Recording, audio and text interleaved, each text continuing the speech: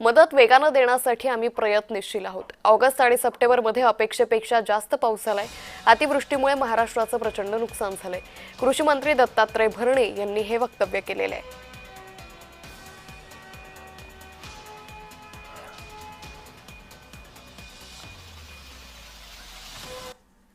जालन्याचा जर विचार केला तर साधारणतः 2,54,000 एकराचं नुकसान या जालन्यातल्या माझ्या शेतकऱ्यांचं झालेलं आहे आणि त्यामध्ये जास्त पाऊस हा सप्टेंबरमध्ये पडलेला आहे, ऑगस्ट सप्टेंबरमध्ये। आणि पूर्वीचा जर सप्टेंबरच्या अगोदरचा जर विचार केला तर थोडं नुकसान कमी होतं, परंतु निश्चित प्रकारे जालना असू द्या, अहिल्यानगर असू द्या किंवा सगळ्यात जास्त नुकसान हे राज्यात हे नांदेडमध्ये झालेलं आहे।